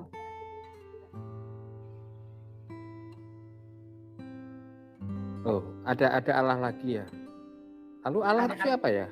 Ada Allah lagi apa maksudmu? Kamu bertanya apa? Bertanya apa, dijawab apa? Yesus Allah yang nuzul itu ada Yesus, ada Allah dan nuzul. Allah kita itu masih hakikat bukan belum tahu nama. pengertian masing-masing. Halo, Allah itu bukan nama seperti dalam Islam. Makanya kalau bertanya otak Islamnya ditanggalkan dulu. Ya, Allah itu bukan nama, Allah itu hakikat. Ini yang double siapa nih? Mohon diulang, Allah itu apa ya? Allah itu hakikat bro, bukan nama. Di mute bang, biar nggak double bang. Allah itu Maksudnya sekali lagi Allah saya hakikat ulang bisa adalah dijelaskan, Bu? hakikat bukan proper name, bukan nama. Apalagi pertanyaanmu. Maksudnya Allah hakikat, maksudnya hakikat bagaimana ya? Sampai ngerti nggak definisi hakikat? Saya mau tanya itu dulu. Belum. Apa Setua bangka ini sampai nggak tahu definisi hakikat. Iya, belum tahu. Astaga, sampean buka deh. Sekarang turun dulu, cek di KBBI supaya jangan semuanya dapat dari sini. Cek dulu di KBBI apa arti hakikat. Hakikat .2 adalah turun dulu. Nanti kalau sudah dapat next ini lagi ya. Kasihan saya lihat kamu. Kalau hakikat aja nggak tahu artinya. Saya mau kamu cerdas tapi jangan kosongan masuk ke ruangan saya. Selamat malam Charlie. Selamat malam Mbak Lina, selamat malam Pak Servis Otak, malam semuanya. Ya, silakan apa yang mau disampaikan, Bro. Iya. tadi menanggapi ini, Mak. Kenapa kita mengangkat atau Mak Lina mengangkat tema? Karena begini teman-teman, kami tidak mempunyai waktu selamanya. Kami akan berakhir di dunia ini dan kami berkewajiban untuk menyampaikan apa yang benar, apa yang akan membawa teman-teman semua kalau mau percaya itu bisa masuk ke dalam surga asalkan melalui pemberitaan keselamatan yang hanya oleh satu pribadi, ya. Jadi kami tidak akan punya waktu selamanya. We don't have forever time, time forever gitu ya. Jadi manfaatkanlah waktu yang ada dengan berkeputusan. Mungkin tema ini agak keras, tetapi adalah keselamatan yang kekal. Jadi kami hanya mempromosikan jalan kebenaran itu. Kalau teman-teman nggak mau, maka tugas kami selesai sampai pemberitaan ini. Gitu aja Mak Lima. Terima kasih. Thank you, puji Tuhan.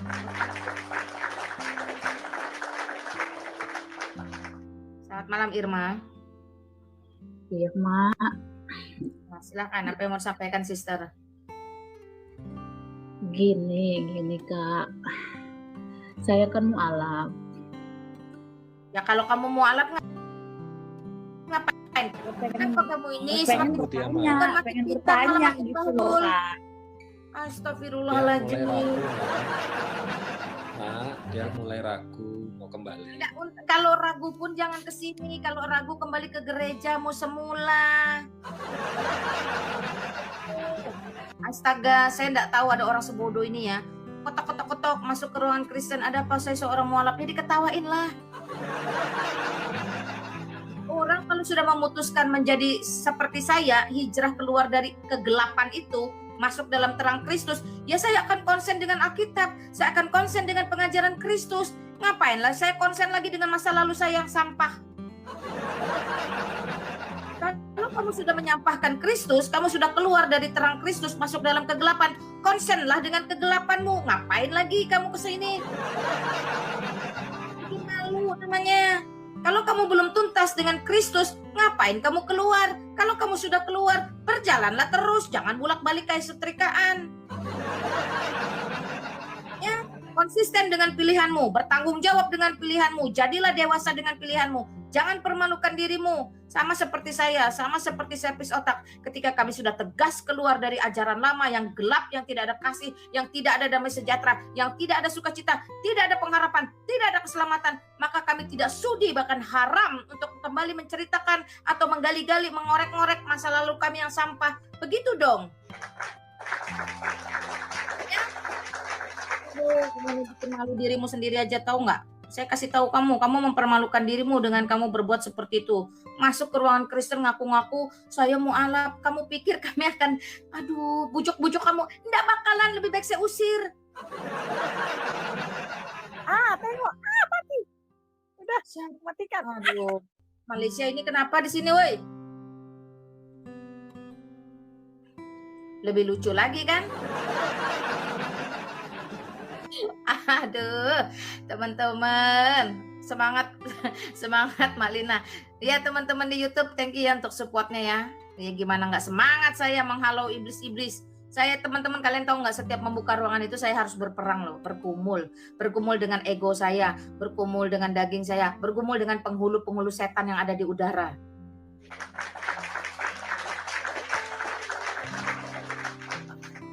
Buka ruangan itu kipas-kipas. Baru terima Tuhan Yesus, Pak. Itu ada yang baru terima Tuhan Yesus, silakan Anda di gereja ya. Kalau mau belajar di Komal-Komal juga nanti bisa DM ya. Tapi saya sarankan untuk bertumbuh di gereja masing-masing di mana kamu kemarin dibaptis. Ya silakan, nggak apa-apa teman-teman. Selamat malam, Ari. Ari, kamu ngapain lagi? Dabling tuh loh. Aku itu mau tanya, murtad itu apa? Kok bisa jadi rugi gitu loh? Yang mau kamu tanya apanya, murtadnya apa ruginya?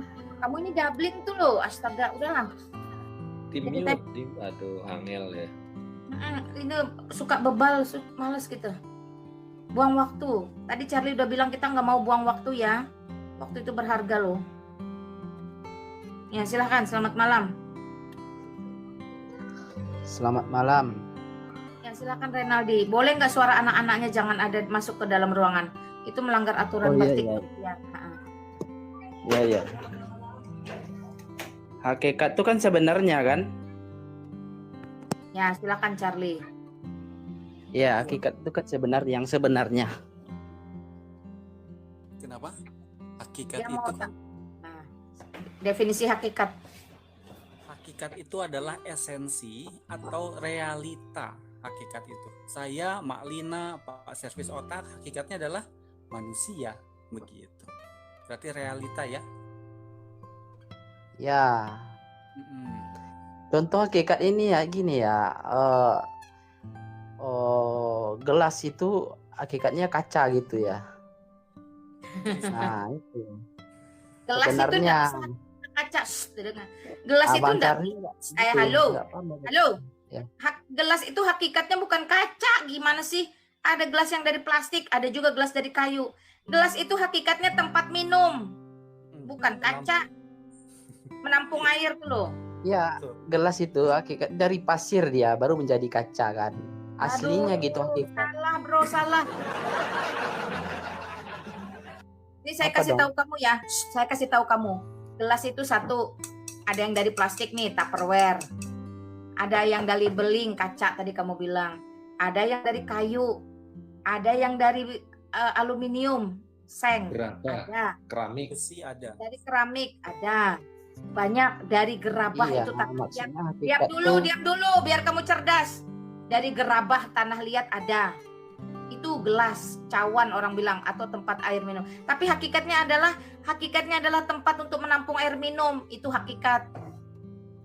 Ya, jadi jangan bilang hakikat gelas adalah kaca. Ya, itu salah. Oke, lanjut Renaldi apa? Yang saya pahami kan, kan baju itu sebenarnya adalah benang gitu. Benang itu sebenarnya kapas. Itu hakikat yang saya tahu sebenarnya. Salah. Dari kata berarti hakikat salah. itu. Berarti itu salah. Salah ya. Salah. Hakikat itu memiliki fungsi dasar, kegunaan, dan semuanya itu membentuk sebuah realita. Kan kalau Abang Renaldi ini mengkaitkan realita atau hakikat dengan benda mati. Nah, kalau Allah itu adalah hakikat, ini beda lagi, begitu. Ya, dalam Kok KBBI saya bisa bingung ya. disebut, Renaldi, dalam KBBI bisa disebut juga kenyataan atau faktanya.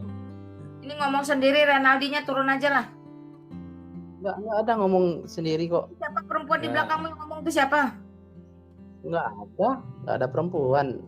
Oke, silakan. Sekarang apa yang mau kamu tanya? Servis otak ya. Jangan bawa perempuan masuk ke ruangan saya. Enggak ada siapa yang bawa perempuan. Nah, berarti Charlie lah. Charlie jangan bawa perempuan dalam ruangan saya. Sembarangan. Cukup saya aja perempuannya di sini. Renaldi ya, hakikat itu kalau kamu baca di KBBI itu atau etimologinya itu artinya kenyataan atau faktanya, itu hakikat. Iya betul itu faktanya, kebenarannya. Atau kebenarannya, faktanya adalah Allah yang inkarnasi menjadi manusia. Kenapa? Ya, ada lagi Ya, Renaldi. sebenarnya ada itu kan Allah kan? Apa? Ya sudah, itu udah. Mau tanya apa? Iya gitu hakikatnya kan Allah kan? Sudah, kamu mau tanya apa sekarang? Berarti Jangan berarti, udah. Tuh, astagfirullah. Bertanya Renaldi, kamu tahu nggak kalimat tanya? berarti yang dibesarkan tuh Allah apa Yesus? Gitu pertanyaannya. Bodohnya tuh. Aku tuh nggak habis pikir yang punya otak tuh loh. Pertanyaan sih pertanyaan, tapi nanya pakai otak lah, jangan pakai otot, ngerti nggak? Otak, bukan otot. Ini loh, sini tak kasih tau cara. Kalau kamu yang dibesarkan mana, kan mau Yesus mau Allah itu hakikatnya satu, faktanya satu, Yesus dan Allah itu satu, aku dan Bapa satu. Itu hakikat, itu kenyataannya. Mau membesarkan Yesus, membesarkan Allah, sama, itu hakikatnya, kenyataannya sama. Astaga, gua jedotin kepala gua. Misalkan Yang ya hilang.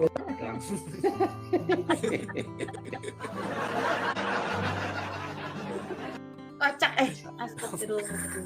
Silakanlah Charlie, kau bungkuslah dia dengan aluminium apa kasih itu. Bang Renaldi harus tahu terminologi pemahaman teologis yang ditarik antara kata Allah, Tuhan di dalam kekristenan itu beda dari yang diambil dari mungkin dari pesantren gitu, dari guru-guru agama ya. Jadi sedikit menjawab tentang pertanyaan Bang Renaldi ini ya.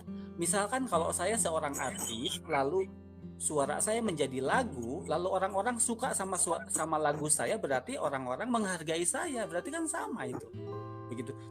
Tidak orang-orang menjadi lebih menghargai suara saya, enggak, kan suara saya punya saya gitu loh. Contohnya kayak gitu Bang Renaldi. Terima kasih. Silakan.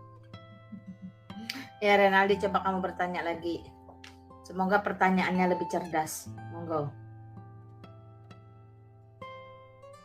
Misalnya Bang Renaldi melihat saya jadi artis di TV, kan gambar yang direkam oleh film, oleh video, itu kan saya. Berarti kalau Bang Renaldi mengagumi gambar itu berarti sama, tidak ada yang lebih rendah, tidak ada yang lebih tinggi gitu. Itu adalah saya gitu. Kan sama hakikatnya.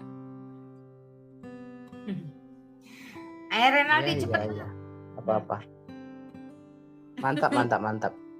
Tapi saya nggak sampai ke garis itu ya. Pokoknya saya garis, abang silahkan di situ. Kamu sabarlah jadi manusia. Astagfirullahaladzim. Kenapa orang Islam ada kesabaran, tidak ada adab ya? Ya silahkan Renaldi. Kamu selesaikan dulu Renaldi. Ada lagi nggak? Cepat Ya. saudaramu gong terus. Pak, kalau bagi saya batasi itu. Ya, Saya garis. kamu tuh terserah mau batasi atau tidak. Kamu ada pertanyaan lagi atau enggak? Enggak, saya mau beri statement. Yang penting kamu saya udah itu membesarkan. Berarti sudah selesai. Di sini kalau di luar Allah. Kristen haram hukumnya berstatement karena pasti sesat Renaldi. Ya. Kalau bukan Kristen haram hukumnya berstatement di sini karena pasti sesat. Berstatement saja di kamar mandimu sana sendiri. Ya, silakan. Selamat malam Mahbas. Saya nanya Mbak Lina. Iya, selamat malam. Silakan. Selamat malam Mbak Lina. Saya nanya, itu Mbak Lina, otak bagi okap itu ditaruh. Mau ngapa orang ini? Udah bahlul, gila pula. Kenapa nggak jelas? Kalau ngomong nggak jelas pasti diusir mak, ya toh? Ngomong tuh yang jelas. Kesian kan, udah susah-susah antri naik ke atas, cuma buat dipermalukan, diturunkan. Itu karet mungkin mak. Au. Tarsan. Yusar, selamat malam. Malam. Siapa namamu bro? Elvis. Ya silakan Elvis. Apa yang mau disampaikan? Ya, cuma saya dengar saja mereka punya komentar yang tidak jelas, kurang cerdas. Bertanya, ya pakai dengkul. Terus apa lagi? Kamu cuma mau ngomelin mereka. Kurang jelas pertanyaan mereka. Dengar tuh teman-teman, kalau bertanya itu yang jelas.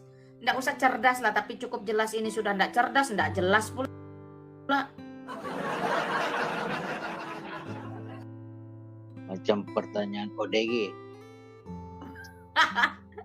Dalam bang, kasihan lah mereka tuh. Kita nih kalau nggak kasihan kita sudahlah, tapi kita kasihan biarkanlah. Ada lagi nggak bang?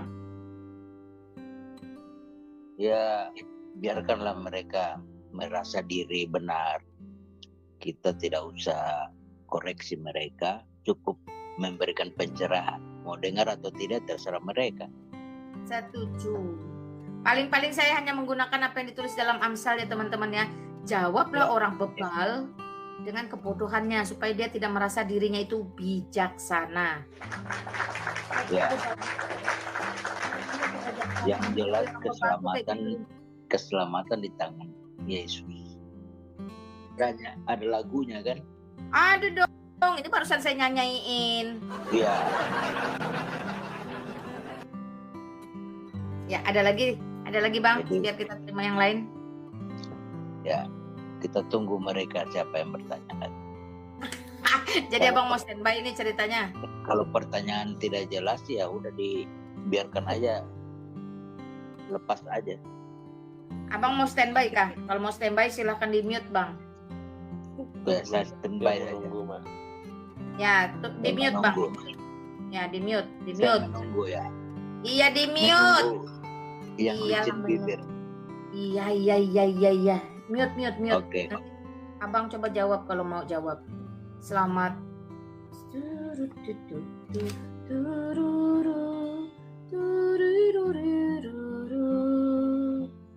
Ya, nyanyi dulu.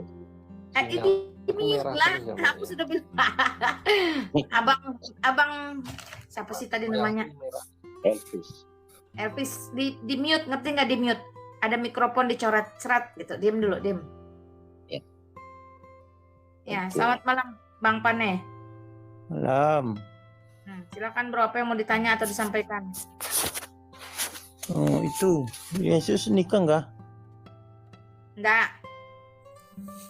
Terus Nasrani ambil hukum-hukum nikah dari mana? Enggak tahu Nasrani itu siapa. Di sini enggak ada Nasrani. Kristen. Nasrani dengan Kristen itu berbeda. Kalian agamanya apa? Nasrani dengan Kristen itu berbeda, bro. Terus kamu Kristen? Kalau kamu mau tanya Nasrani di ruang Nasrani, jangan di sini. Enggak, Anda Kristen atau apa? Ya, ini ruang Kristen bukan ruang Nasrani. Oke, Kristen itu ambil nikah dari mana? Hukum-hukum nikah. Ambil nikah, hukum-hukum nikah dari mana maksudnya gimana? Alkitab itu satu-satunya sumber hukum yang benar. Alkitab Enggak kan satu-satunya. Halo, Islam. Kalau Iya, dijawab, iya. kalau dijawab telinganya dipakai, mulutnya ditutup. Ya ini. Pernikahan Kristen itu kualitasnya paling tinggi dari semua pernikahan yang ada di muka bumi. Hukumnya diambil dari mana? Dari Allah sendiri. Nah, itu dari Alkitab. Oke, udah. Pertanyaan terlalu dangkal. Oke, katanya tadi Yesus nggak nikah. Terus kalian kok kalian nikah? Kenapa nggak ikutin ajarannya? Nggak nikah. Bukan ikut-ikutan. Yesus tidak pernah mengajarkan tentang pernikahan. Kamu tadi tanya hukum, udahlah. Kalau kamu bodoh, kamu turun otak udang. Saya ulang ya teman-teman supaya tidak salah paham. Saya ulang. Dia pertanyaan pertama, apakah Yesus menikah? Jawabannya tidak. Dan yang kedua, apakah dari mana kalian mengambil hukum-hukum nikah? Saya jawab dari Allah yang termaktub di dalam Alkitab. Ya. Lalu dia lagi bertanya, kenapa tidak mengikuti ajaran Yesus? Yesus tidak pernah mengajarkan menikah atau tidak menikah. Tetapi Alkitab sejak Kejadian itu sudah diajarkan bagaimana pernikahan yang di hadapan Allah itu adalah pernikahan monogami, satu Adam untuk satu Hawa. Ya, Yesus Kristus itu Allah. Allah tidak membutuhkan pernikahan. Jadi tidak mungkin ada Allah atau Nabi yang haus, lapar, akan syahwat, akan jima, urusannya genital aja. Itu pasti palsu. Tapi karena Yesus Kristus sejatinya adalah Allah dan Tuhan itu sendiri, maka dia hidup penuh kekudusan. Nah, pernikahan yang diajarkan oleh Yesus Kristus adalah pernikahan yang monogami, satu laki-laki dengan satu perempuan. Jadi kalau ada poligami itu perzinahan, ya. Itu kalau kamu tanya hukumnya jelas dari Allah langsung.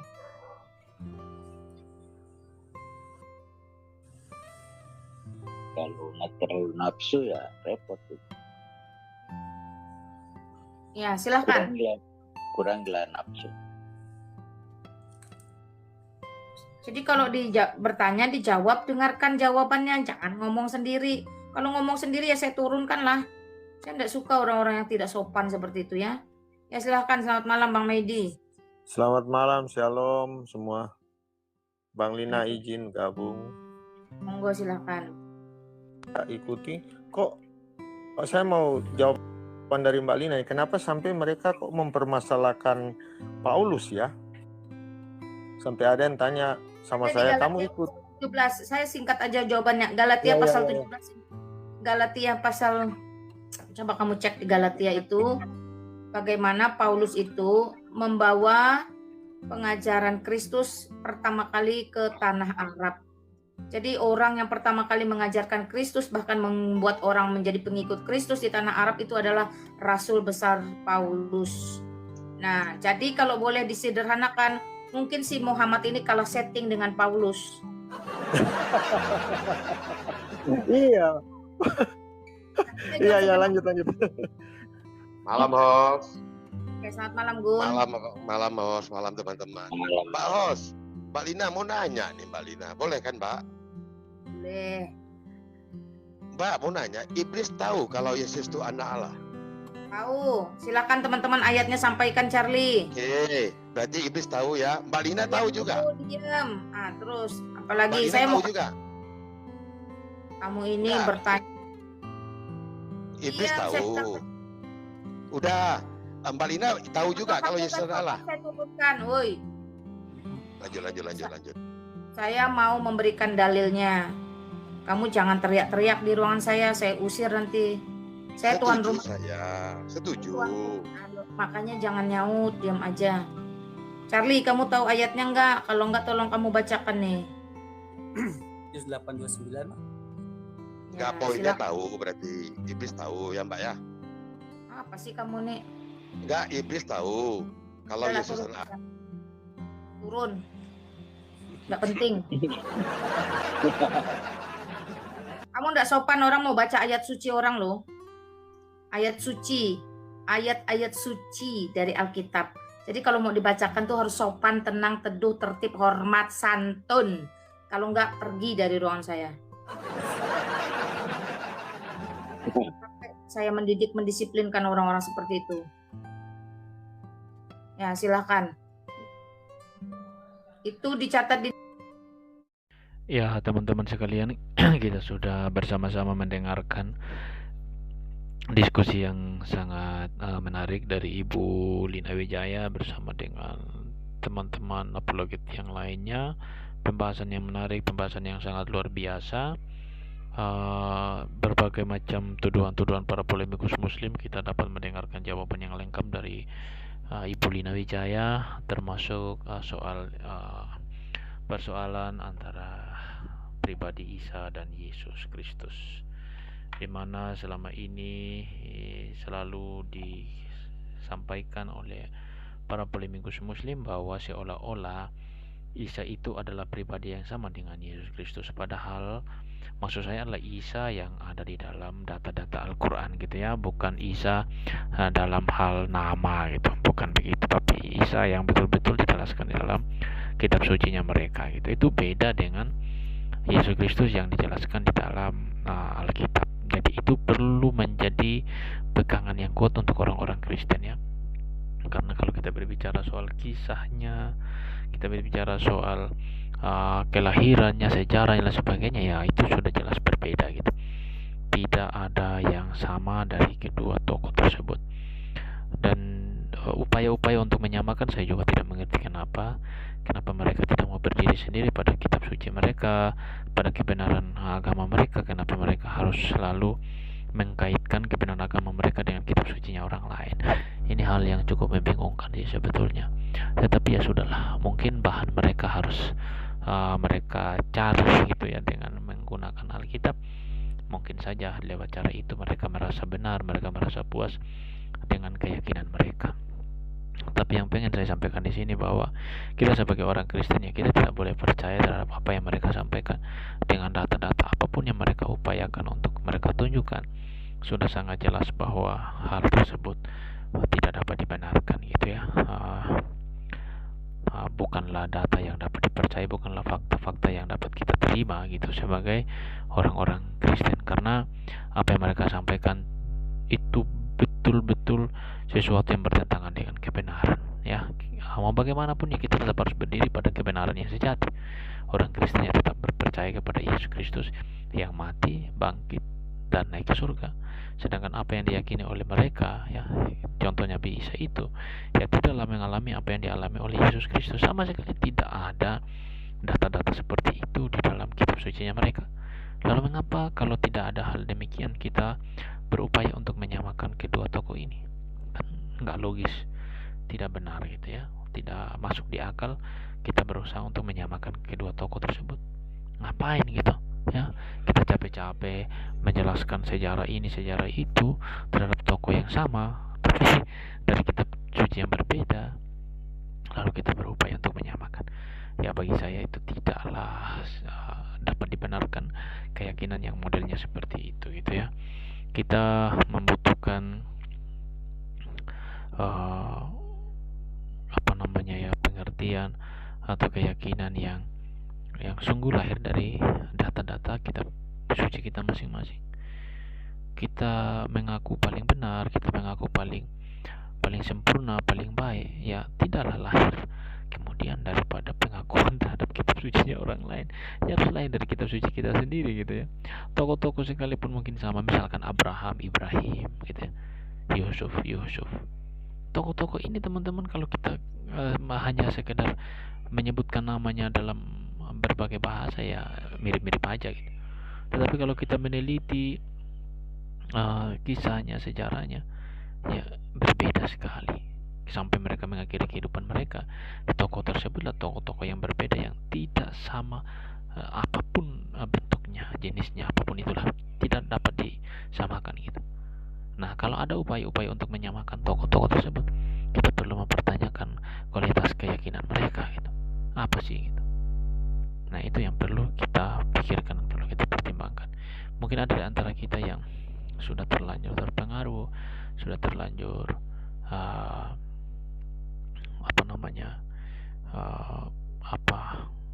sudah percaya gitu terhadap apa yang disampaikan oleh para polemikus ya. Ya sekarang dengan video ini ya teman-teman berpikir kembali lagi gitu. Apa sih makna iman buat teman-teman? Apakah iman yang seperti itu lahir daripada pemahaman terhadap kitab suci orang lain atau kitab suci kita sendiri? Ya, itu teman-teman yang perlu kita sadari. Dan biarlah kiranya penjelasan dan pemaparan dari Ibu Lina Wijaya ini menjadi sesuatu yang sungguh mengubahkan kita dan mengarahkan kita kepada pemahaman dan pengertian kepada iman yang benar kepada Yesus Kristus. Yesus Kristus adalah sesuatu yang sangat berharga dalam hidup kita. Tidaklah kemudian kita upayakan untuk menyamakan dengan tokoh-tokoh yang lain dalam keyakinan orang lain. Ngapain?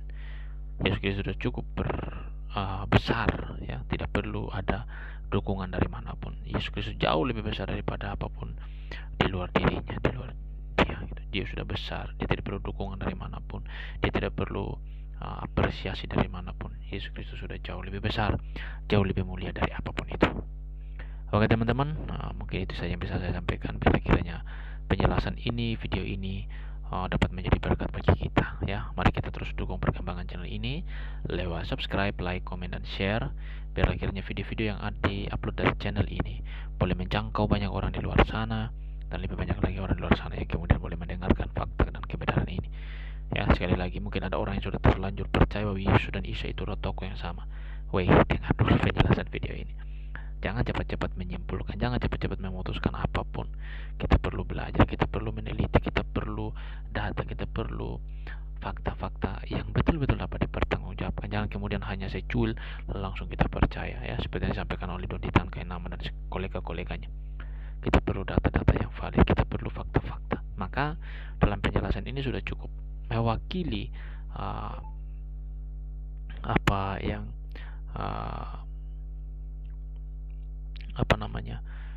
disampaikan. Oke, terima kasih banyak untuk teman-teman yang sudah menyaksikan. Biarlah kiranya penjelasan ini menjadi berkat bagi teman-teman. Tuhan berkati kita semua. Shalom.